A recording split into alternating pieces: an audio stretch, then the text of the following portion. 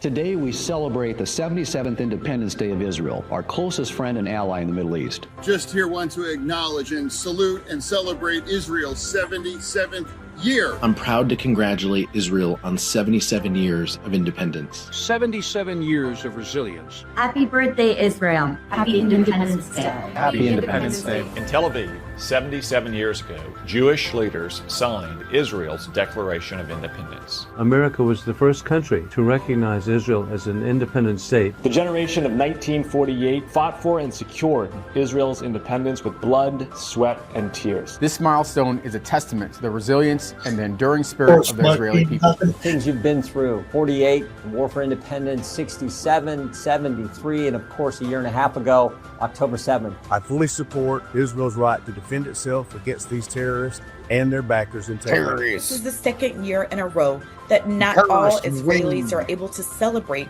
their Independence Day. It's past time to bring the rest of I the don't even know who that is, home but she's being and restore peace from to the Minnesota. region. We refuse to sit idly by while they suffer. The United States and Israel have a binding, ironclad partnership. A strong bipartisan majority of the United States Congress stand firmly with our ally Israel. It's a win-win relationship. We must continue to build support for the relationship that transcends politics. It is a bond rooted in our shared values of liberty, the commitment to religious freedom, and the inherent respect for human life. Please join me in standing for Israel, for freedom, for peace. A strong, vibrant, powerful Israel is essential for the world. May our friendship continue to grow long into the future. We are in this together. Fast friends between Israel and America. Happy Independence Day. Happy birthday. I'm Israel. Hi. Really appreciate all that y'all do.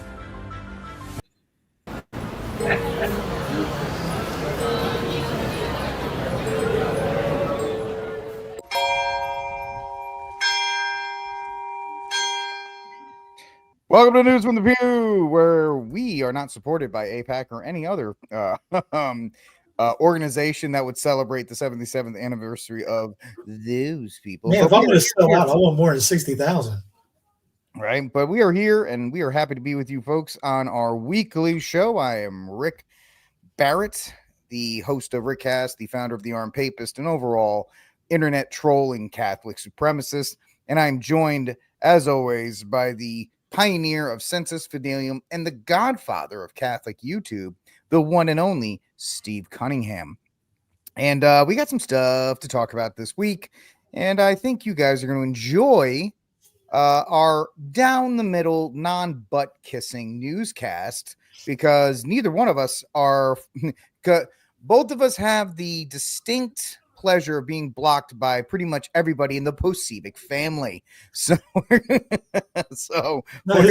his brother hasn't. He's been cool with me. I'm cool with him. I don't hate him, man. Just be consistent. It just needs to be pointed out. It just needs to be pointed out. That's all. But apparently that's a little too much. A little too much for some people. So we'll catch up on, we'll talk about some Birthright Citizen today, the drug stuff, the Middle East tour. But last week, the big thing that came out was Habeas Corpus and the potential elimination of one habeas corpus by the Trump administration, and how the right, the party of Lincoln, is now supporting its bona fides of, getting rid of habeas corpus. Hold on, there's a question back there first. I have two quick questions. First, President Trump has talked about potentially suspending habeas corpus to take care of the illegal immigration problem. When could we see that happen, do you think? Well, the Constitution is clear, and that, of course, is the supreme law of the land, that the privilege of the writ of habeas corpus can be suspended in a time of invasion. So I would say that's an option we're actively looking at. Look, a lot of it depends on whether the courts do the right thing or not. At the end of the day, Congress passed a body of law known as the Immigration and Nationality Act, which stripped Article 3 courts, that's the judicial branch, of jurisdiction over immigration cases. So Congress actually passed, it's called jurisdiction stripping legislation. It passed a number of laws that say that the Article 3 courts aren't even allowed to be involved in immigration cases. Many of you probably don't know this. I'll give you a good example. Are you familiar with the term temporary protected status, or TPS, right? So by statute, the courts are stripped of jurisdiction from overruling a presidential determination or a secretarial determination on TPS when the Secretary of Homeland Security makes that determination. So when Secretary Noem terminated TPS for the illegals that Biden flew into the country, when courts stepped in, they were violating explicit language that Congress had enacted, saying they have no jurisdiction. So it's not just the courts aren't just at war with the executive branch. The courts are at war, these radical rogue judges, with the legislative branch as well, too. So all of that will inform the choices the president ultimately makes, yes. Mr. Miller. I see your lips moving, but I can't hear anything. Never mind. Here I am. So the Immigration and Nationality Act is actually something that was passed in 1952. And it actually, when you look into it, it actually does cover and it does give the power to the courts to strip immigration from the purview of, district judges. So there is something there that actually technically is constitutional, Steve. So it's kind of funny that habeas corpus, which the last time habeas corpus was actually officially enacted was 41 in Hawaii after Pearl Harbor. But it technically could be enacted if the president wanted to, and by the checks and balances, it actually passes muster on this one. Here's one of those when you have a president, your boy does something, the next guy does it, and then the next guy does it. Because I'll get into it. Actually happened under Obama, and throughout the last couple presidents too. So first, let's get into your favorite, your BFF, DC. DC. Which one? I've got a list. Epstein, Drano, D Epstein, DC Epstein folder Drano, who's coming out with the Epstein list. And we're still waiting.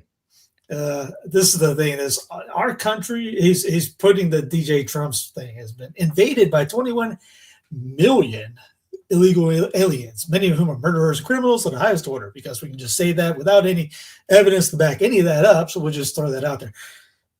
Parenthetical comment. If we aren't allowed to remove them because of radicalized or an incompetent court system, because the court's only bad when they don't do what you tell them to do, the USA will quickly and violently become a crime-ridden third world nation or Detroit, never to see greatness again. Our lawyers should state this fact when going before the U.S. Supreme Court and all other courts. I was elected in a landslide, won all 7 swing states. Somehow that means you can do anything you want. 312 electoral college votes, won 2,750, 200 to 525 districts, an easy one, the popular vote, and this year's American Idol. I must be allowed to do that job that I was elected to do. If not, I won't have a country anymore. We won't have a country anymore. Make America great, make America great again. And DC has to parrot because that's why he has how many million? 2.2 million followers, because that's how you get it, is you sell your soul to the latest group. He calls it an invasion. It's also a constitutional basis required to suspend the writ of habeas corpus and mass deport them. He's setting up the legal dominoes. Now, first off, let's get into this. President Obama signs indefinite detention bill into law. December 31st, 2011. President Barack Hussein Obama signed the National Defense Authorization Act, the NDAA if you're nasty, into law today. The statute contains a sweeping worldwide indefinite detention provision.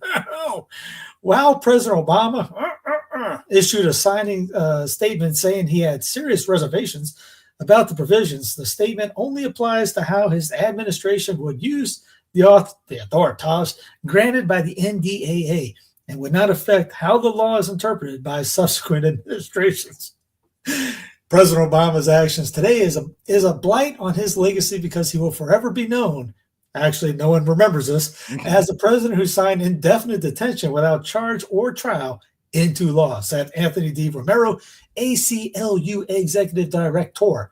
The statute is particularly dangerous because it has no temporal or geographic limitations and can be used by this and future presidents to militarily detain people captured far from any battlefield. He didn't say what we've been saying for probably the past couple months.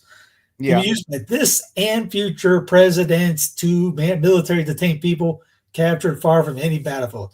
The ACLU we don't have the rest of that, but obviously they're saying they were fighting it. After 9/11 attacks, G.W. Bush illegally detained hundreds of people in Gitmo, people who were caught in roundups and not accused of any crime, thus violating centuries-old habeas corpus laws. In 2012, again, Obama signed to abolish those rights for all humans.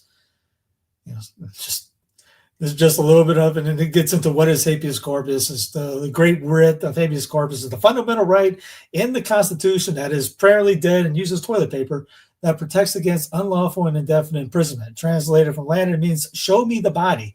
Habeas corpus has historically been an important instrument to safeguard individual freedom against arbitrary executive power. So, cue up the Lee Greenwood song. There's again 2011. Trump can actually use Obama-era law, right? I'm not a legal expert. As Trump, it goes in the Obama signs indefinite detention bill and a law. ACLU thing that we just mentioned. Oh, we'll talk about that later. Sorry, got preempted. Just making sure. And then you go, well, Lincoln did it, and you mention FDR, who took the Lincoln idea because DJT is coming in the footsteps of dear old Abe and FDR at the same time. The worst of all of them. But what problem with Lincoln is he did it himself. He has no authority. The president has no authority to do it himself, which nobody gives a rat's anymore. It's just do it yourself, and don't forget about Congress. People don't know the CSA, Confederate States of America, did about suspended writ of habeas corpus too. The thing is, they went to the court. Jeff Davis went to the court, or got the Congress to approve on it, and it was very limited on what was going on it. And then they ended it. Lincoln threw you in jail for whatever you wanted to do. Kind of like what you see today with DJT. He's throwing people in wherever. I don't like what you saying or anything. Say something about Israel, gone. You're in El Salvador. Again, Bush did it, Obama did it, and as the ACLU did, future presidents will use it. And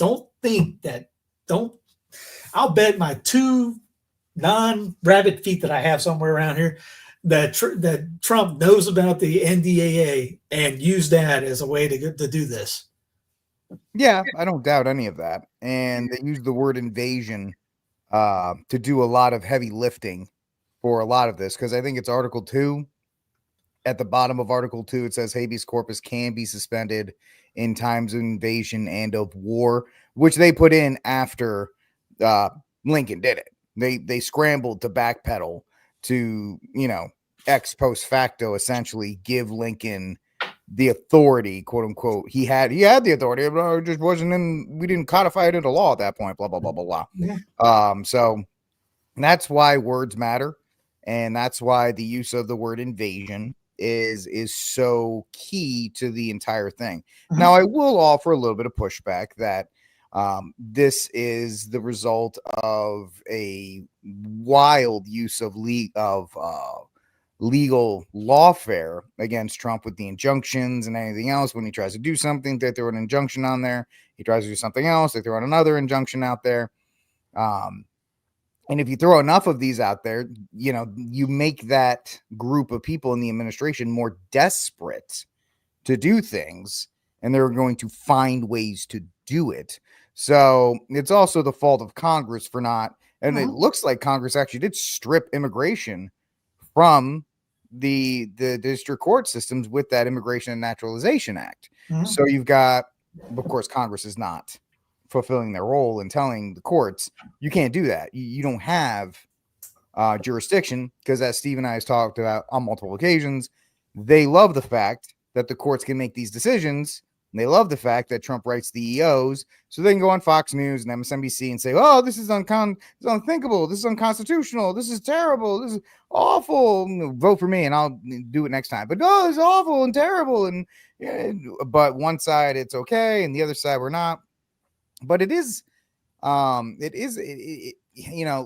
a couple things that are happening with due process and how that's being ramped up. And the fact of the matter is, if you really want to look at it, the due process for people who are not here legally is, let's say you get pulled. The 19-year-old girl in Georgia, I don't know if we talked about this last week. She's a big deal right now because, they found like a young girl and everybody, simp guys are like, oh, yeah, and women are like, oh, this is terrible. So they found her and they were like, this 19-year-old girl, she's being deported even though everybody else. Well, what was her due process? She got pulled over. She didn't have a license. She got pulled over. She had an international license, which doesn't count. She's breaking the law. It's not a felony, but it's a law that's punishable up to 2 years in jail and a $500 fine. And then when they asked her, hey, are you a citizen? She said no. Bang. That's the due process. The due process is show me your license. I don't have a license. Are you a citizen? I'm not a citizen. That's your due process. The next step is you're out. You know how I know that? Because that's the due process in every other country outside of like North Korea and Iraq. So yeah, I don't have a problem with stuff like that. It's the ones when they're, hey, you got a Bulls jersey, you're going to El Salvador. Oh yeah, you're not talking to a lawyer ever, or the rest of your family. They don't know where the heck you just been. Oh, we made a mistake. We don't care about it. We're still down there because we can't ever say we're wrong. It's that stuff. I mean, again, if the next team comes in. Because again, for those don't know, Habeas Corpus produced the body. You have to be charged with something. You just can't make something like, "Hey, Rick, you're coming in here. By the way, you're at the firing squad tomorrow." Why? What I do? You're shut up. You're over there. Put a muzzle over his mouth and aim low. Well, yeah, you have to aim low for me. But to be fair, devil's advocate here. The other team argument in this case, not every case, just within this certain box that we're talking about, has already been crossed with Obama. It's already been done. And as you stated, Bush did it, Obama did it. So that bridge has already been walked over, set on fire, burned to the ground. And so there isn't even a bridge to go there. So it's, the argument that Steve and I make, because I'm right with Steve when I make this, it's tough in this case because it's already been battered and beaten to death. The only thing that I would agree with Steve on is, as public as is being made, the next person will use the example of Trump to justify actions. And I think that's the biggest problem. But that is a result of the left forcing him into this position. Now, you can say he's stupid enough to play along or whatever the case may be. But we do have, when he says they're murderers and rapists, there is a shocking amount where Venezuelan prisons were emptied, Guatemalan prisons were emptied, and they were brought here. We had the gangs that took over hotels in Colorado and other places like that. So it is certainly a difficult position for anybody to be in, to try and enforce laws. And unfortunately, right now, immigration, even though it's supposed to be the purview of Congress, Steve, it has now become the purview of the president and DHS and the Patriot Act and Homeland Security. So how do we enforce a nation of laws without having constant blockage from courts forcing illegal actions that will then be used against us in the long run? It's actually a pretty awful scenario if you think about it, but nobody's thinking about it that deep because they're doing what? They're waving the flags and they're chanting MAGA the entire time. No, I'm with you. I mean, it's all about the nationalization, the Lincoln nationalization of power and all that. I mean, that's the easy answer. It's the softball almost. I mean, even the Denver thing you brought up with Aurora, comes to find out it's just there was just a localized thing. Are there other gangs in town? Yes. When I was out in Denver, there was always rumors about MS-13, especially on the north side of Denver. Now, the other group that they were talking about they were doing the raids, that was just local to the thing. Even people around there were going, it's not happening all over. It's like this little block of area in Aurora. We made it to think like it was all over freaking Colorado. Again, that's media. Media is going to try to draw whatever their narrative is going to be, whatever side it is. It's going to make the narrative on that. But yes, the next go around, I don't say can't wait. Dude, no, I can wait. I used to say, I wish I had, I want to make sure I get that Gitmo corner one as the beachside view. Dude, Alcatraz is going to be ours. I mean, well, they took over Rikers too. They've taken possession of Rikers Island. Yeah, so. I mean, these guys, the next group's going to. If Obama did it, Biden didn't have, Brandon didn't have to do it. Trump did it. What's the thing? I mean, literally right now. I mean, I'm not going to say the words because don't want to get dinged. I've been dinged enough recently on the regular SFS channel because they've taken down a video pretty much every other day right now. But this is going down right now. The Rabs, Abs, Chabs. I was going to say Roni shots are still out there and they're still getting cranked up by this administration. Like the whole EO about no gain of function. Oh, gain of function is banned. No, if you read the small print, we can do it. We're going to do it. We're going to do it better. It's the same wording that with the CBDC, or the same way they eliminated CBDC, but yet they're going to centralize Bitcoin. Yes. So, yep. And this about this one. This goes into it. This budget reconciliation bill that gives AI powers to Howard Lutnick. We heard that name. Stargate prohibits states and regulation AIs for 10 years. You look. I mean, all this is in here. Information text modernization, AI. This gets into the little clip about why Leo picked the name Leo here in a second. Oh, look, $500,000. Then we have that. That was Stargate right off the bat. 2035. Read it for yourselves. Where's the other part of this that I had? I apologize. I thought that was him dancing. There's my home simulation that came out earlier. I like how the Tesla pictures in the background. Yeah. In my local area, this is happening right now. It started this week. DoorDash and Wing are officially launching drone delivery in Charlotte today. People live within a 4-mile radius. The Arboretum. It's kind of like at the high ritzy place down in downtown Charlotte area. Yep. You can have Panera Bread and other restaurants delivered by drone. They showed the video of it the other day. Like a Marshall Plan. Yeah, no kidding. Where it was, I'll look and see if I can find it. But anyway, what the point of what I was bringing that up is, and wow, I might as well show it. Here's the speech that Trump gave out in Middle East, and his 7 C's brings up. I guess I could play the speech and then tell you. Transformations have been unbelievably remarkable. Before our eyes, a new generation of leaders is transcending the ancient conflicts of tired divisions of the past and forging a future where the Middle East is defined by commerce, not chaos, where it exports technology, not terrorism, and where people of different nations, religions, and creeds are building cities together, not bombing each other out of existence. We don't want that.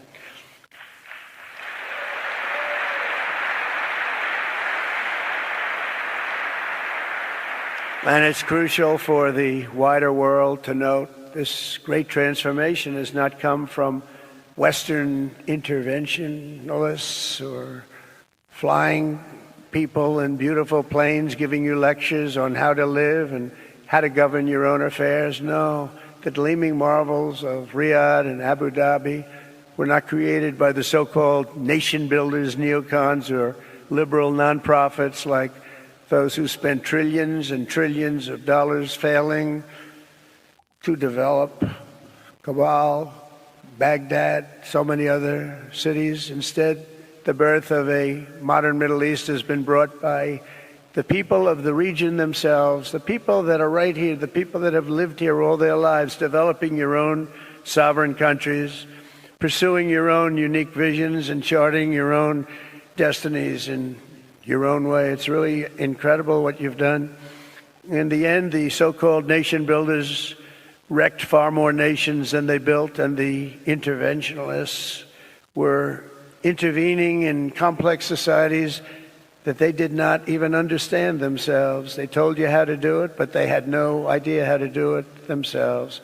Peace, prosperity, and progress ultimately came not from a radical rejection of your heritage, but rather from embracing your national traditions and embracing that same heritage that you love so dearly. I found the stuff I went right when he was finishing up. Anyway, Seven Seas goes on to say that he saw this speech as well. They're going to turn Gaza into a 15-minute city with a cashless society. You don't need to bomb people if you have them under a technocratic, authoritarian style government. The system will starve them out.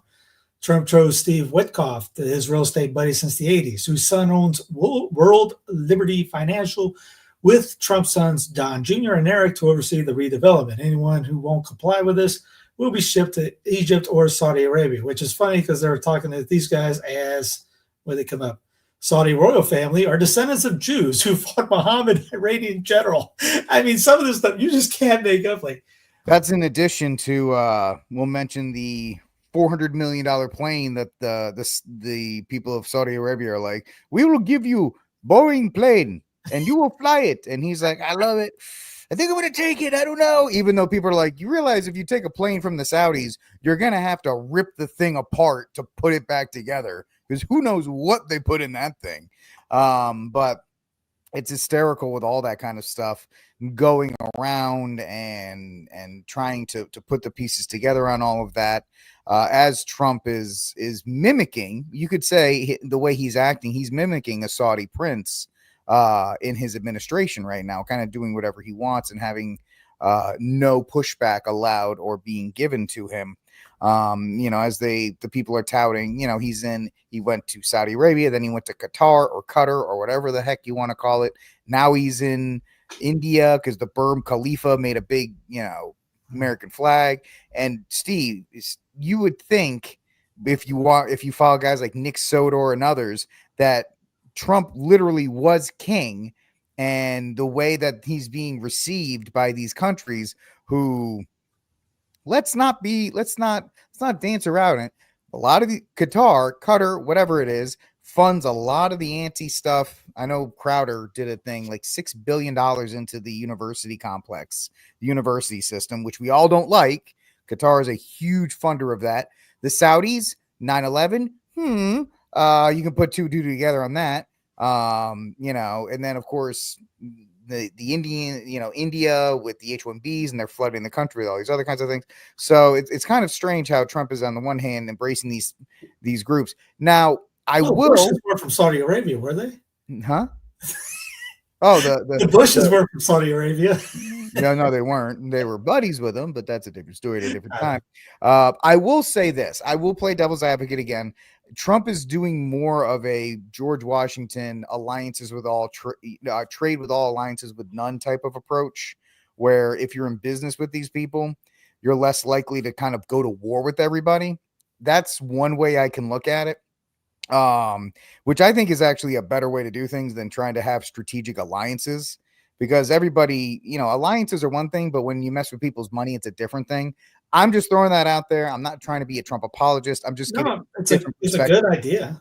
It's better to, instead of signing formal alliances, if I have $2 trillion in your country and you have $3 trillion in mine, we're less likely to start firing missiles at each other. Potentially. Now, that doesn't excuse everything, but it's a different approach to foreign policy in this regard. Yeah, it's not mutual assured destruction right there. It's when money talks, and usually, we'll look the other way. I think he talked to somebody who used to have a bounty on the other's head. I can't remember. Oh, there was somebody I know. One of my guys in the chat yesterday when we were talking about Trump's whirlwind through the Middle East, he met some guy who was like he was a nasty dude. He was a nasty dude, and Trump kind of stood right next to him. And it's like, yeah, well, I get it. All nasty.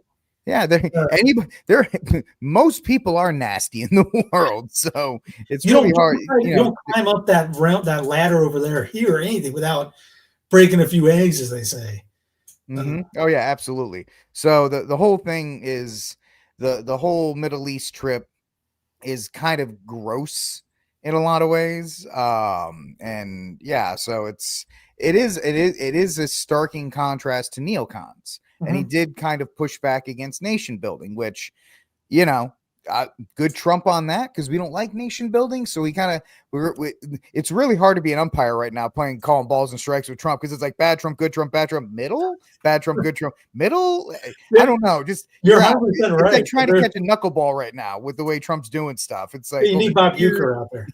Yeah, I'll tell you what Trump is after he stopped moving. Or there's one guy on I can't remember his name, and he said something like, "I'm so confused."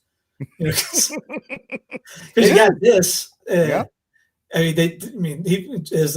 Ron Paul puts out and Adams, just as Trump finishes the successful Middle East tour, all Republican senators except Senator Rand Paul have signed a letter warning the president that any deal would be DOA if it did not include one point that is sure to be rejected by Iran.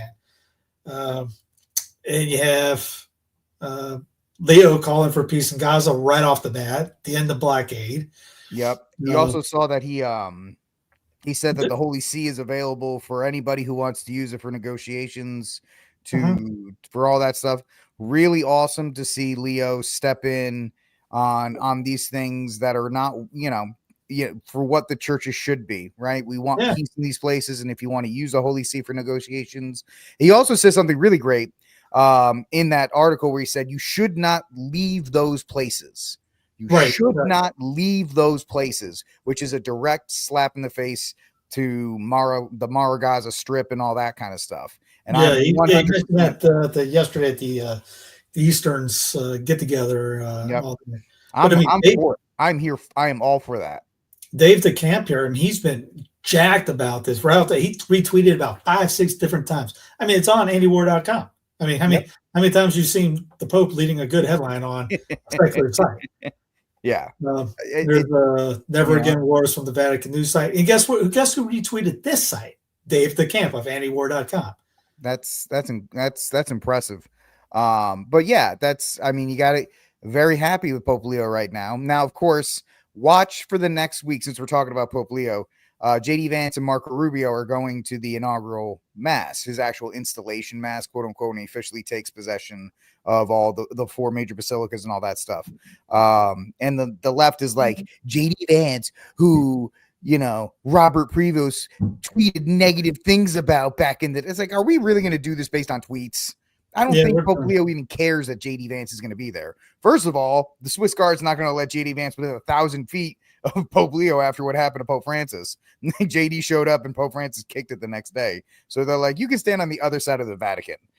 You can't come. You can, Marco Rubio can come over here, but you can't. But outside of that, the left wing media is gearing up for the next 5 days to pin JD Vance and Pope Leo the 14th. And I can guarantee you, even though Pope Leo is a quote unquote American, the American Pope, he does not care that JD Vance is going to be there. It's not even like the 5th most important or 100th most important thing on his list of things to do right now. And just what's weird about this whole thing is all this rumors. I mean, Trump has cut contact with Bibi, slamming the Israel prime minister and his allies for acting arrogant and trying to push him around. Trump reportedly feels disrespected and manipulated by Netanyahu. As McAdams says, good news if true. And it's true that Bibi doesn't give a crap about Trump, but part of me believes it's kind of a PR stunt to blunt the frustration among many conservatives and Christians that Bibi's thugs are killing lots of kids and the world has noticed, which they are. Let's see if he cuts off money or weapons. This would be a sign of it if the story is true. And that was part of the language. Everyone's all confused because he's saying things, but the actions haven't done anything. Yeah. Kind of like the same thing when he said we're pausing, we're stopping the bloodshed in Ukraine, but they never stopped. Yeah, they're giving money back, the weapons again. Yep. So nothing changed, nothing stopped. And yeah, I mean, part of it's like, okay, well, want to believe it? Because I had many text me up saying, hey, look at this is great. I go, I want to believe this. I'm hoping it's right. But here's the things that we've seen the AI video. Yeah, remember the Yep, him and Elon Musk eating hummus by the pool. Yeah.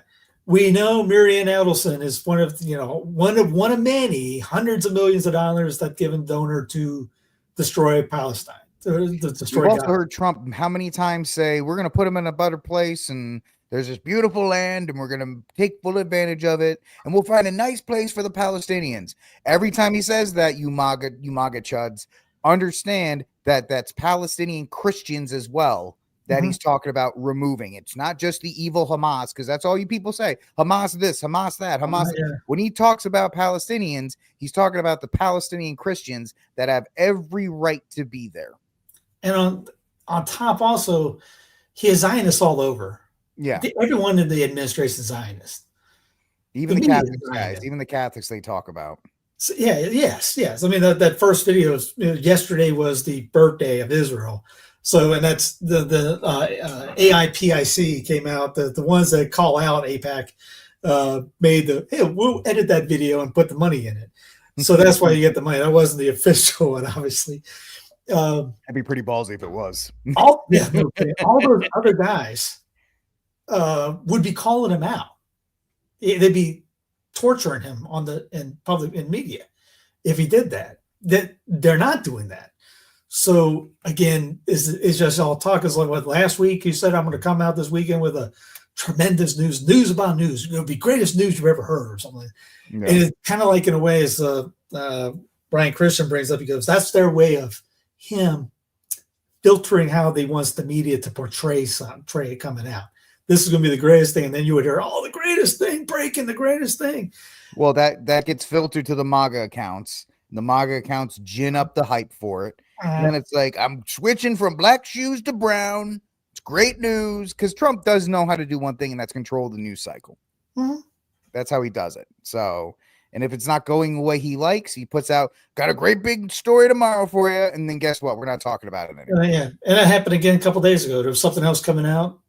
And God knows, I have no idea what that story is supposed to be. And then even that Palestine, everyone was speculating he was going to come out saying Palestine, the two-state solution, which is not what any of those guys want. Which, yeah, it's also not preferable at this point. I mean, the two-state solution is like the best part, I guess, but even that doesn't help out. And of course, the Israelis hate it, so they'll never abide by it.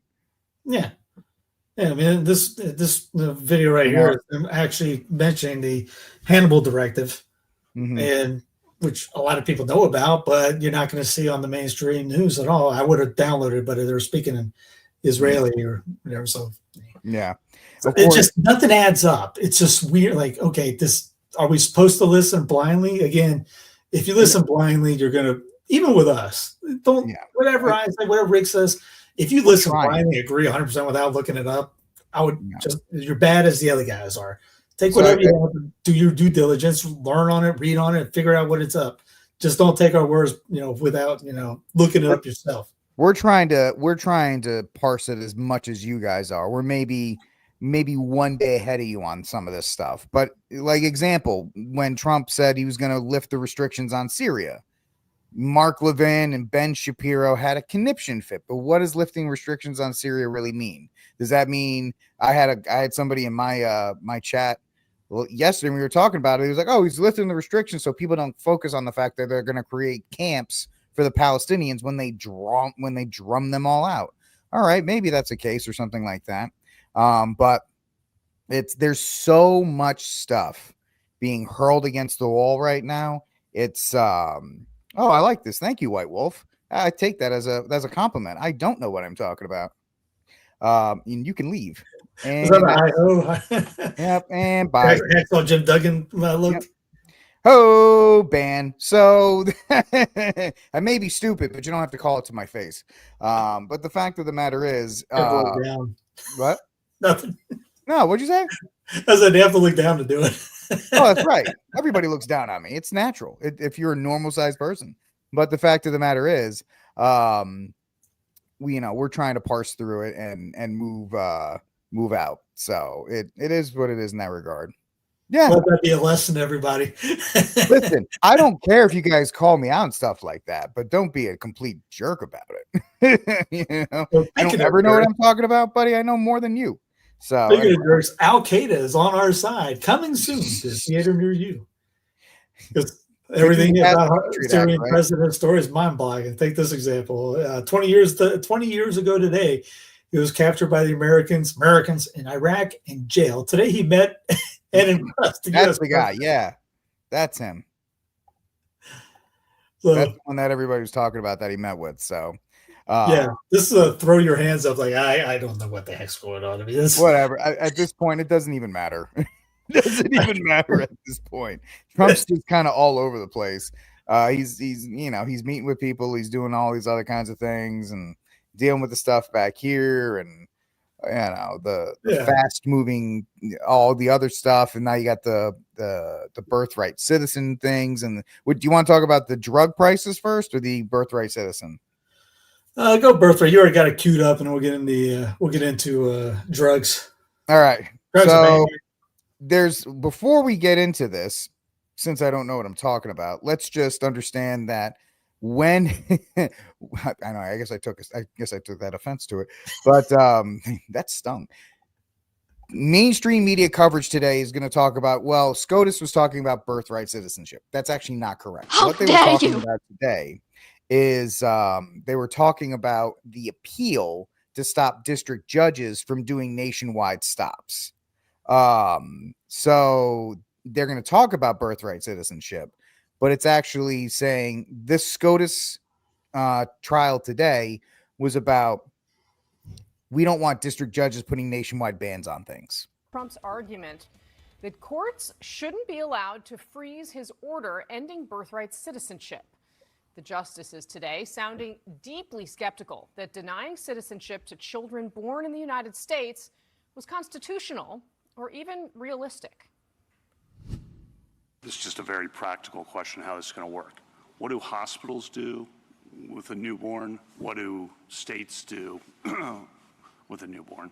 If we're afraid that this is, or even have a thought that... Now, keep in mind,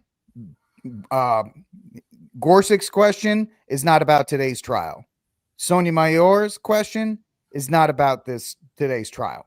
They're skipping to what they call the merits of the case. The merits of the case is the executive order on birthright citizenship constitutional?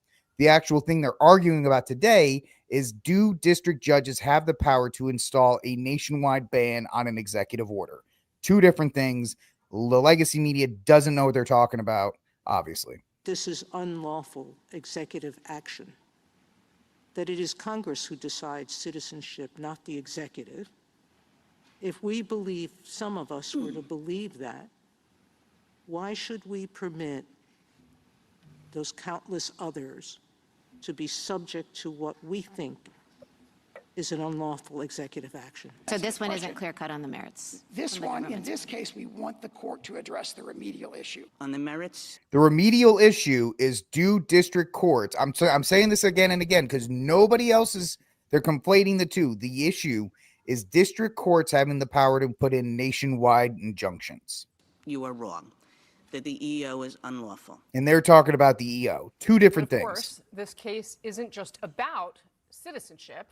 It's also about the ability of lower courts to place nationwide holds on the president's policies while they're being challenged in court. That's what's actually being argued here. Since Inauguration Day, judges across the country have issued over a dozen nationwide injunctions preventing the White House from enacting various policies, from ending immigration programs to cutting federal funding and slashing DEI programs, giving President Trump, yet another reason to attack judges. Radical left judges, radical left lunatic judges. He's a nasty judge. Extreme far left judges, really crooked judges. These are rogue judges, these horrible judges. Today, the court's conservatives indicated they might agree that lower courts are going too far. But several of the justices, especially among the liberals, expressed concern that limiting those nationwide injunctions could leave people with little recourse to challenge government abuses and overreach.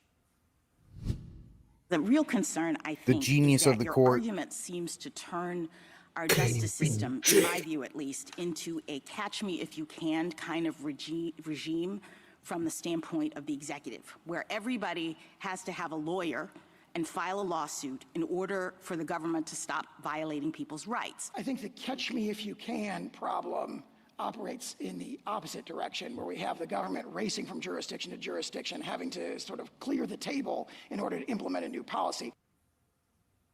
All right, our panel is here today. But first, let's go to CNN Chief Legal Affairs Correspondent Paula Reed. Paula, wonderful to see you as always. You listened to all of this. Help us understand the differences between where it seems like the judges are going on the big picture birthright citizenship question versus this more narrow but very relevant question of whether or not nationwide injunctions should continue to be allowed. Let's start with the more narrow issue. Before the argument, Trump's lawyers told me they were thrilled to get this question about whether district court judges have too much power before the Supreme Court, because while these so-called nationwide injunctions have annoyed every modern president who has seen some of his policies blocked, none more so than President Trump, because he makes such prolific use of executive orders. He has been blocked a record 39 times. Once again, I'm going to jump in here, guys. This is not just a Trump issue, just like everything else. Conservatives and gun owners in particular benefited from district courts stepping in with nationwide injunctions with the bump stock ban that Donnie Trump signed into law. And then Joe Biden, supercharged it with executive orders. And the only reason we weren't felons for having bump stocks is because district courts in Texas and district courts in other places put in nationwide injunctions against it. So this is not just, courts are bad, this, that, and the other thing. This is one of those issues that could easily, as we've been talking about, impact us down the line. By one of these injunctions in just the past few months. So it was high stakes for the administration. And based on what we heard during arguments, it appears that he might very well have a majority of justices who agree to limit or end this power altogether. And if that happens, that will have enormous consequences on his ability to implement his agenda. I want to note, though, this is not just a Trump issue. The past 5 administrations, the Justice Department has said that these are an issue. But what makes this complicated is that this case that appeared before the justices, this is about a challenge to his executive order, his day 1 order ending birthright citizenship. And most legal experts agree that that is likely unconstitutional, not something you can do through executive order. And the liberal justices appear to agree with the challengers that this is exactly why you need one court order governing the entire country. You can't have a situation where you can get a birth certificate in one state if your parents aren't citizens and you're born here, but not in another. The Chief Justice John Roberts, he is going to be key to whatever they decide here, and he did think there was a workaround to that threat of chaos. So Casey, next month we're going to be watching so closely to see what the justices do here on nationwide injunctions, and if they do anything on birthright citizenship, because whatever they decide here will have an enormous consequence, not only on President Trump's second term, but on all future presidents. And one thing to bring up, guys, is that Amy Coney Barrett, everybody's favorite judge, actually asked the question, let's say the appeal gets struck down and you have to go back. Are you going to bring back the birthright citizenship on its own? And the U.S. Solicitor General said, we absolutely are going to do it if that happens. So that's why this is not about birthright citizenship. Arguably, Steve, you could say this is more important because let's say this does get struck down by this conservative court. Then if President BBL comes out and says, by the way, I'm writing an executive order that says assault rifles are now banned. There's no recourse for gun owners until the Supreme Court gets it. And that could be years. And that's why it's one of those cut your nose off to spite your face moments for, you and me. Yeah. I mean, the 14th Amendment Constitution, nobody, if you go to France, if my family goes to France, which will never be. Say Steve's walking around the Vatican and he's meeting with Pope Leo XIV, and then he has another child. That child is not a citizen of the Vatican. Yeah, I was trying to make a hypothetical that actually made any sense because I'm never going to leave the continent, much less probably not the state. Let's say Steve somehow wanders into Canada. Yeah, that's a little bit better. There's a higher chance. Yeah, he's not Canadian. The kid's not Canadian. It's no one, as you mentioned before, no one else does that. We're the only people that have this thing, and it's a misunderstanding of what the 14th was. For the slaves that were you're born here, you're citizens of here, so you wouldn't be kicked off any of the Africans that were pulled over or anybody else that was in the area. You're a citizen here. You're not. It's like the king and queen of France comes here and has a kid. They're not U.S. citizens. It makes sense. I mean, and it goes into this immigration thing. We're going to cross the border, have a kid in Georgia, and then we're all of a sudden that kid's a U.S. citizen, and we're going to go back or whatever. We're going to stay here or how. It's the federal government screws up everything. Which again, the Mike Lee has this post out about wanting the federal government to ban porn, which on the surface, great. Even though 20 states are looking to ban Pornhub right now, and again, nobody cheers on that. But we get this. Mike Lee comes out and says we want to do this. Nothing's come through. He just says we want to get a federal thing out. Everybody, all the $1 million pro-life groups are right behind it. Yeah, we got to do it, even though states are already doing it. I mean, it's a simple way. The way they do it is the age verification. As soon as they put the age verification in, this, Pornhub and all those are like, yeah, we're not gonna have access in your state. That's it. Yeah, that's all you do. And but if you go, oh well, we got to do it. It's immoral. Yes, we get it's immoral. We get it's bad. We get it's evil.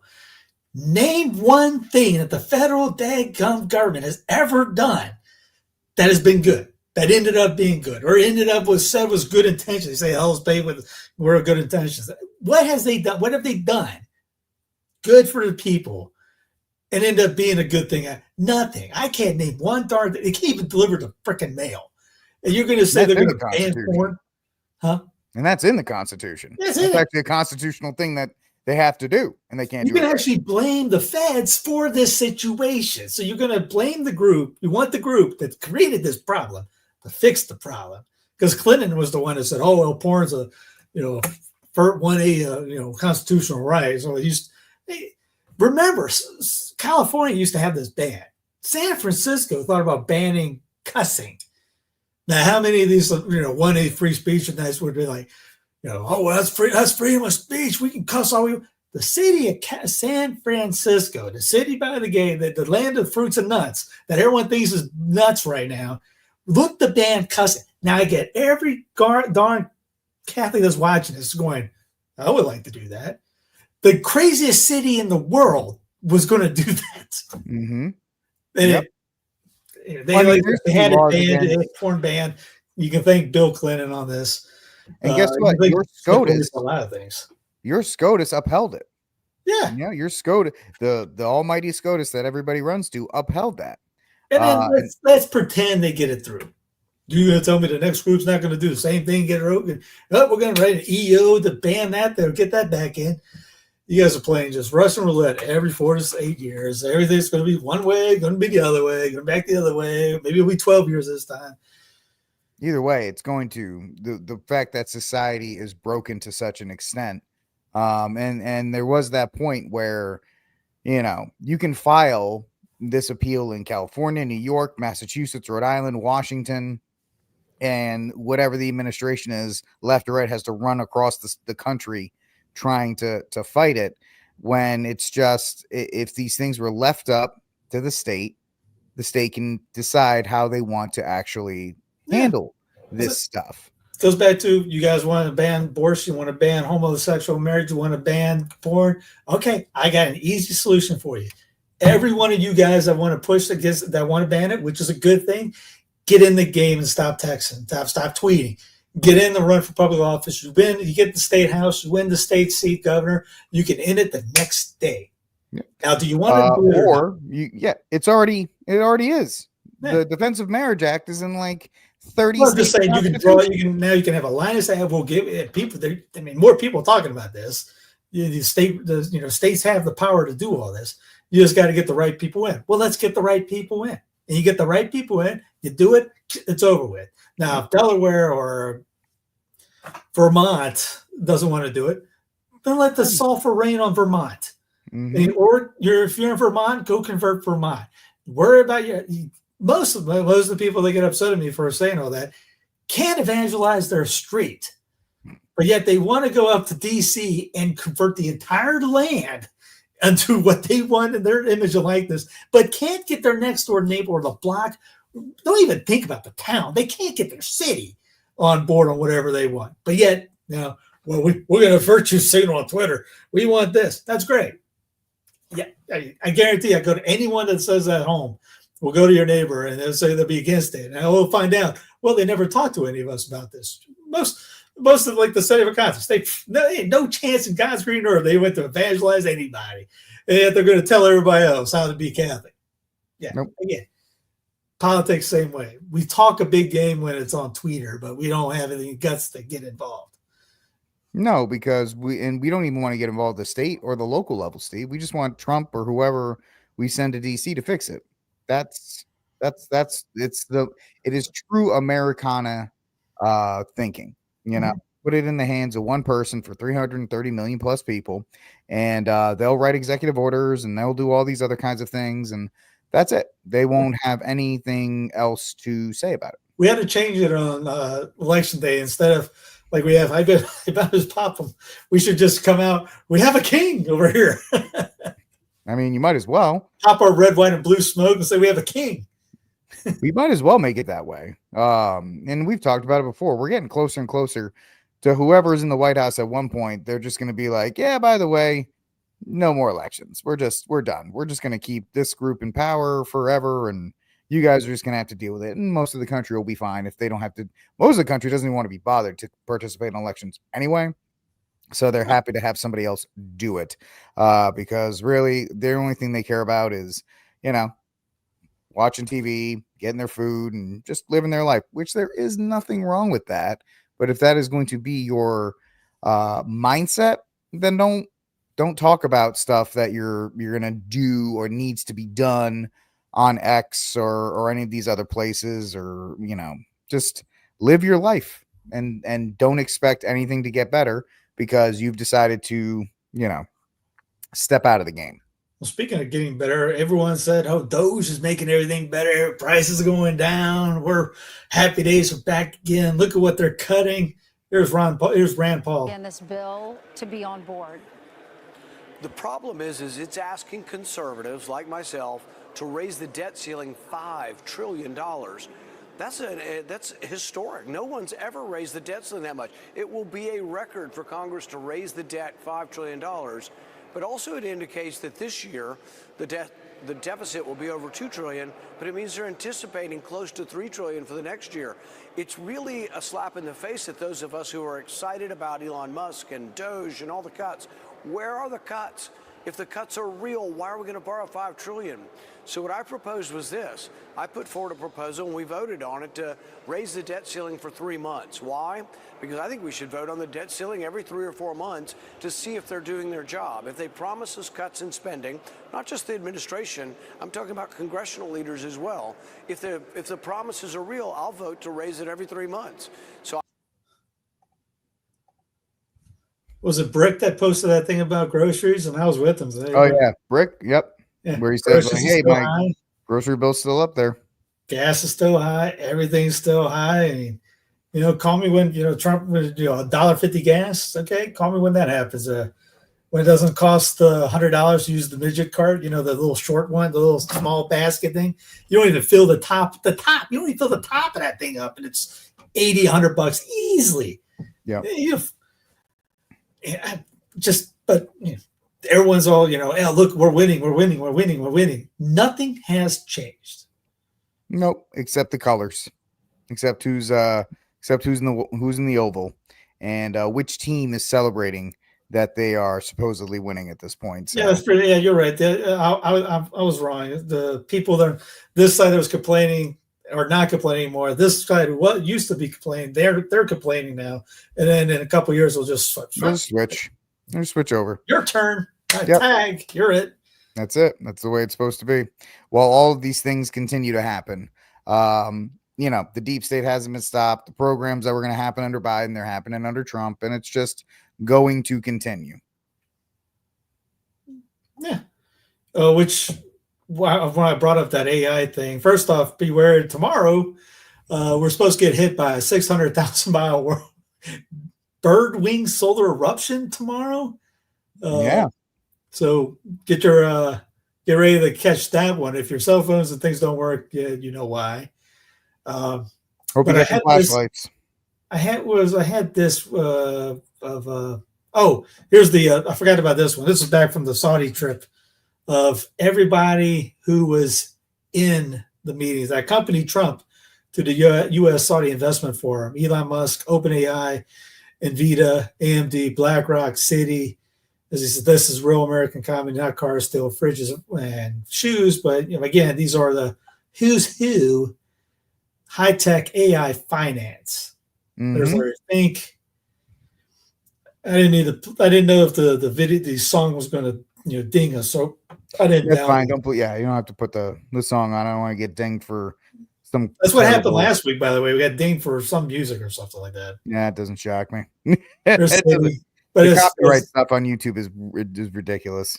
And I'm not an EK fan, David EK, but he goes, it's a big club and you ain't in it, which is a George Carlin line. A club hurtling towards control by AI and digital finance, while the targets of this dystopia cheer and say, America is so back. Sad beyond sad, which, yeah, I'm right there with them. Oh, I forgot about Mark Levin losing his mind. Yeah, over the Syria. Yeah. The Zionist thing, yeah.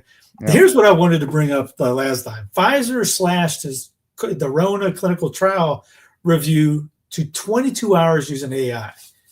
FDA turned the other cheek and said, hold my algorithm, cranking out a product review in just 6 minutes. Interesting. Just think about that. And here's I think I got the video of him right there. Well, that's right, Jonathan. Look, the president has told us to do everything possible to accelerate more cures for Americans without cutting any corners on the scientific evaluation of those products. And so this week, I'm proud to announce that we used the latest generation of AI to assist with our first scientific product review. And the reviewer told me that what normally took days to do was done by the AI in 6 minutes. And that reviewer was very excited. So I've set an aggressive target to get this AI tool used agency-wide by the midsummer, by July 1st. And I think we're going to hit that target, and we're going to see more deliveries. I see incredible things in the pipeline, Jonathan. Treatments for ALS, stage 4 cancers, neurodegenerative conditions, diabetes treatments. And these need to come to market once we can establish that they're safe and effective. Drink. There's the key. There's the phrase. Effective. Again, fast-paced. And we've talked about this probably a year, 2 years, 3 years. I know I talked about 4 years ago with the whole mRNA tech. They can upload this stuff, and they talked about uploading this stuff into DNA sequences, which you get from all that stuff that we the 23andMe, the footprints. When you get the baby, you get what? Yep. Somebody just bought it. We don't know who bought 23andMe, but somebody's got access to everybody's DNA that took part. Everybody's baby that went to a hospital. You got footprint. Guess what? Your DNA, the kid's DNA is on file. All that. It is instantaneous now. As they said, 6 minutes. I just clicked off the thing right here. It is right. 6 minutes. How do you do that in 6 minutes? Yeah. Brooke Johnson, she had another one. Says, I call for immediate suspension of any regulatory authorizations or approvals that relied on AI processed data until independent review is completed. FDA published guidance for use of AI to support regulatory decision-making for drug and biological products in January 2025. Pfizer it used AI during the most critical phase of their jab study. The final data lock and efficiency analysis was in 2020. Yes. And this is still going on. Yep. So, again, this is the Trump administration is involved right now. Pfizer's on board. Like you said, second day, they signed it. They'll start it. But everybody's too busy talking about the 4,000 other executive orders that were put in place that the way they looked at it, was terrible. Was the investment, was the monetary side. $500 million is being put into this to develop tech and all this other kind of stuff. What are they developing? No, $500 million, man, investment in America. That's what we care about. Okay, great. Along with your Optimus AI robots that are going to become sentient at some point as the AI becomes more and more adaptable to having individual robots in houses and doing all these other kinds of things as well. Yeah, people don't understand how rapidly we are moving within the next couple years to the society that everybody said they were against 2 or 3 years ago. Yes, exactly. This is her interview. You want to look up, it's on Last American Vagabond. The Brooke Jackson interview. Meet the new boss, same as the old boss. Yep, that's exactly the way it is. And once again, that's why I was jacked when he came out talking about this. When he said he picked Leo because of the Rerum Novarum and his context was on the AI revolution that's going on, and immediately I thought Fourth Industrial Revolution. Yep. Which is exactly what the Great Reset is, what the AI, all that is, and everyone else is kind of going, he's doing it because of Leo. He was around everything that Francis was doing. Francis Turkson was with the WEF the past umpteen years. He is seeing it firsthand what's going on. He knows what they're doing. If he's picking that to combat that, or at least try to rein in what they're trying to do, put some guidelines out. Yeah. I'm sorry, I cut you off. What was that last part? That's like, I'm all behind it. He's up there for that. I'm all behind that. Yeah, I think, and not to be I guess I will be a Pope's fan. I don't care. Everything he's done in the first week, it's still early. It can change. I get it. Disclaimer, disclaimer, disclaimer. He's very nuanced in what he's deciding to pursue. And, that's going to be very interesting to read how he's going to approach the dignity of work in the age of AI, how to approach it from an ethical standpoint. And it's going to be interesting to see how this pontificate will approach the vast, industrial revolution that Steve just talked about, the Fourth Industrial Revolution, and so forth, and how we as a church will approach that. So it's going to be at least interesting to see. I'm just babbling at this point. No, I'm with you. I mean, I know some really very traditional orders too that have actually been a buddy of mine, Arrington works for one of them, said, hey, they had a great line. Said, should we get slapped? We're so jacked about what's going on. And I'm like, I was telling them, dude, I'm giddy. Last Saturday, I was up till 2 a.m. trying to put stuff and getting everything ready so I didn't have to do anything on Sunday. Usually I'm this. By that time, I was ready to stay up. I could have kept going just because everything was like, dude, yes, reality. Will he do something bad? He is human. I can't name any pope that did do something stupid, probably, or something that did that we would probably not like. Someone wrote me and goes, man, trans would be happy if they had Pius V. Guess what? We'd find something to complain about with Pius V. We complained about Pius X. We complain about every pope that we had. Why? Because we think we can be the papacy and we know how to run it better than everyone else know it, including God. And they should be calling us to get our advice and to do what we say immediately. Well, we already talked about last week when Leo was announced. Let's say you got Sarah or Pizza Balla or your dream candidate, within the first 12 hours, it's like, well, he didn't get rid of Traditional Custodes and he hasn't restated the mass and he hasn't gotten rid of all these things. Well, this is obviously he's been compromised and you'd be miserable about that as well. So right now it's exciting to see him doing the papal blessings in Latin, actually doing the blessing on the press, because Francis was like, I'm not going to do the blessing because some of you aren't believers. And Leo's like, I'm going to do it in Latin. I don't really care. So you're all just going to have to sit back and take it. His embracing of the Eastern Orthodox is great. And the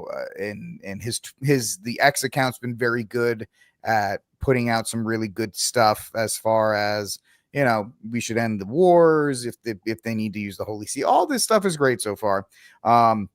Ironic enough, though, the Franciscans, I'll call them, are like, well, Pope Francis, they had an X account in Latin too, and nobody cared when he did it. And I was like, he didn't really get the benefit of the doubt on that. But all right, choose gays. You're gonna.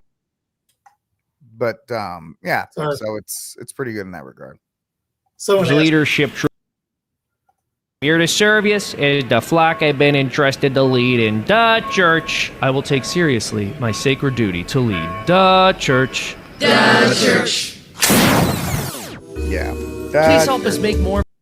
Love Seamus. Love Seamus. Great cartoon there. That was fantastic. Pope. Pope. Yeah, have some fun with it. Sure, we'll do something.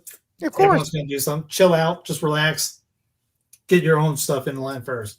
I don't see him going after the actual teachings. Everything I've read, he was, the threads and stuff talking about how the conclave went down and how Parolin or whatever was, desperate. The Italians were desperate to get the papacy back because from the people that have, the funny thing is you're not supposed to talk about what happened in the conclave, but all the cardinals come out and they all start talking about what happened in the conclave. The Italians were desperate for the papacy. They put all their chips into Parolin, but his deal with China really made the Asians upset, so they weren't going to vote for him, and the Africans were just not down with another Francis papacy continuing with that kind of stuff, although, the Africans aren't perfect, but nobody is. By the way, I don't want, let me be that guy. That's not a pride flag. That's a peace flag. That's a peace flag from an Italian group. It's actually not a pride flag.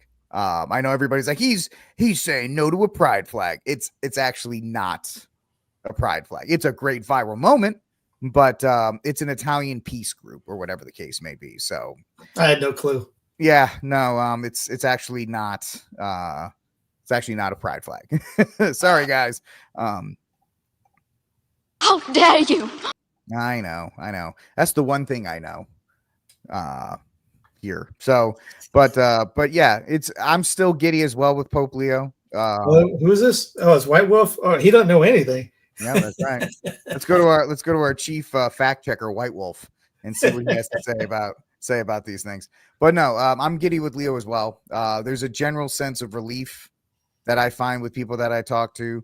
And outside of, Jack and the gang who are desperate to try and keep the Pope, the papacy bad money train going, even had guys like Taylor and Marshall come in and be like, no, I'm fine with him for now. He's not my guy, but this, that, and the other thing. Most people are at least laying off the kind of rhetoric that was being thrown at lately. But Jack, I'm sure that's going to be Steve's cry room guy, but Jack was not happy, or Jack tried to put out this thing about the Vatican with money and all this other kind of stuff with my sources inside the Vatican. Steve Cunningham has more sources inside the Vatican than Jack Posebic does. And I have zero. No, you actually have two. You have John. John's technically one, and technically I have walked inside the Vatican, so I am a source from inside the Vatican. So Steve Cunningham technically has more sources than Jack Posebic.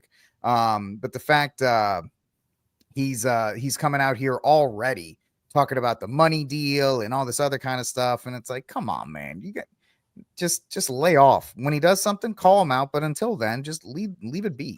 Well, it's because the mean tweeters, they like the mean tweets until it happens to them. And Cardinal Prevost said something about Vance and Trump regarding the what we say. You can't be just throwing people in the prisons, throwing the key away without any due process. Common sense.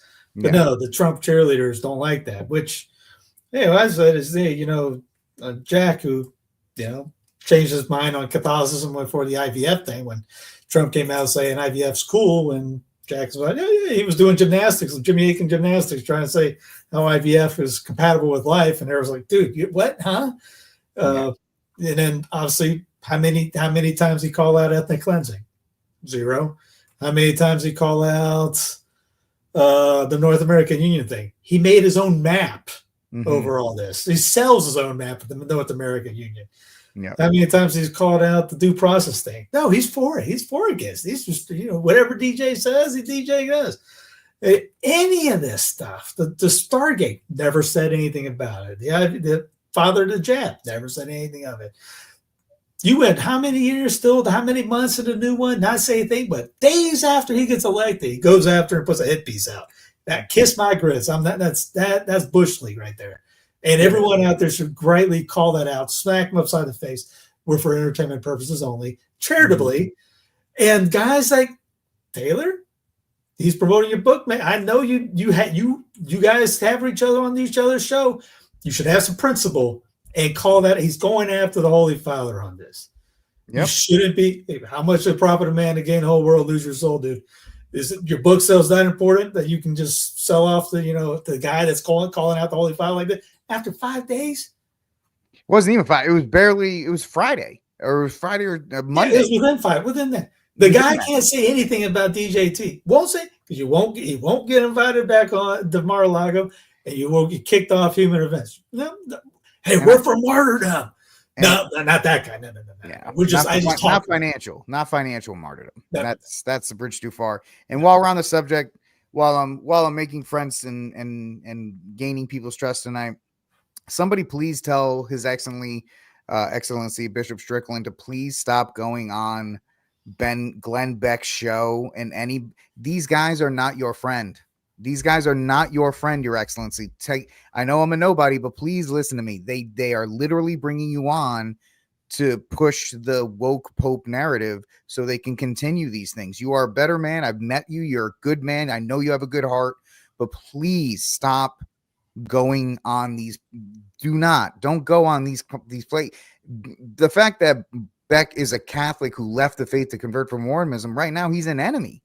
He's an enemy of the church in that regard. And I know people don't want to hear that. And I'm sorry if you don't want to hear that, but you cannot go on those places. I'm not saying come on here, but it just if you're going to go on it, then talk good. Yeah. Don't go out there and say, well, this is bad for that. Stop. And it just doesn't help. It doesn't make you look good, Your Excellency. And I'm honestly trying to say it from the most charitable place in the here. Because I think you are a good man, and I think I know you've been burned by Prevost and by Francis, but the way it looks like Prevost was just doing what he was ordered to do, and there's a lot of people it's coming out that Francis was a lot more of an iron fist kind of guy, and a lot of bishops are not going to speak out. That's why Burke and Sarah never had a chance to be Pope, is because they spoke out against Francis at that point. And so the college doesn't like that. That's like a break in procedure. Yeah, so if you want to know more about how Francis ruled, there's a book, Dictator Pope, which I've been told is the best book written on it. I've never read it. Don't care to read it. No. I understand it. But if you want to read it, go read that one. And that'll tell you exactly what the guy was. As I mentioned in a podcast, he's dead. He's gone. Yeah, he's dead. On. He's literally dead and buried. He's literally dead and buried. We've moved on, and you've seen the Matrix at the end. We said, we are still here. We're still here. Mm-hmm. You can say, PTSD from the last 12 years. Okay, start learning how to get over it, because that's gone. That's done. As the sign says behind me, this is a Francis derangement syndrome free zone. Yeah. So, I get it. That's why I used that Jocko clip, and I said to you, I think you said you liked it. My brother sent it. So I was like, man, that was good. Yeah. And it talks about being, battle fatigue. You got your helmet off. The fear that comes out from being from the fatigue. And what did you see day 1 and day 2? All our fellow boys, brothers were out there. Fear. Oh no, what happened? Fear. Battle fatigue. Mm-hmm. Agreed. I agree. And it takes away from a joyful moment. The church, we should all be unified right now, praying for him. And Steve and I said it last week, so we're not going to, we're kind of beating this horse to death, but we're not going to, continue. We're not going to put it 6 feet in the ground. You have problems with him, fast, pray. It is your duty to pray for him, especially if you're having problems. If you click and record is the last thing you should do. Beating the horse. No, click and record is the last. Oh yeah. Well, let's go live and let me go to start yelling at. Don't do that. Yeah. So it's just one of those things, and I just had to mention that. And Posevic, I have problems. He blocked me like 3 years ago, so he says stuff, and I'm like, all right, whatever. I can't say anything in regards to it, but it's a shame, and from the most charitable place possible, I urge everybody to just be as kind as you can to this Pope. He's still he's still learning. He's still learning the ropes. So pray for him, pray for the Vatican, pray for the Cardinals, pray for the Holy Mother Church. That's it. We profess in the belief of it. So it's our duty to pray for it and its success. So yeah, I've been on a cloud nine. I've been high as a kite. I haven't spoken some hopium and all that. I'm on popium real hard. I need more orders of it to come in. So if anybody knows some good hopium, because I never had any, send it my way. Some of the memes are great about him too, especially being an American, where they show him doing the blessing. It's like 9mm is the only cartridge now that's allowed, or the Pope comes out and says not re-racking your weights is a sin. Like, come on, man. There's nothing but just good vibes that are coming out of it right now. So I mean, I showed it on the podcast. Pat McAfee's show was streaming it live, and they were having a tremendous fun time with it. He has no clue about that. There's a Catholic on the board and the group or anything, but they were doing high five. They were going, look, there's people climbing the statues, and they were having a great time with it. Whereas our guys were, oh no, woe's me. This is terrible. Shoot me now. Let me have some cranberry juice. Stop. That was a pathetic day for our guy. There was a black eye for our side. What should have been a great day was soured, and it's a shame that it was. So again, that's why I watch more of the secular guys than anything. At least they work together, they like each other, they help each other out, and they have some fun, even though things are going bad. Not our guys. Our guys is the opposite. There's a lot of stuff. There's a lot of inside baseball that I'm sure you guys will get bored with, that Steve and I have that we deal with on a weekly basis. But it is what it is. Anybody can tell the cranberry juice where that came from. I'll buy you a copy of Rick's book for you. You'd be the only one. I ain't got anything. I don't have anything to give. So I'll give you a copy anyway. I don't care. We got anything else to talk about, Steve? I know you got a couple things lined up, or no, that's it. That was just I was using one for a cry room. Oh, okay. All right. So I will go first. My saint of the week, and I talked about this on my show earlier, is Mel and the Boys, where the Passion of the Christ sequel has officially been locked in, called Resurrection of the Christ. It is now being funded. It's going by it's different this time. It's not self-funded. It's going to be pushed out by Lionsgate.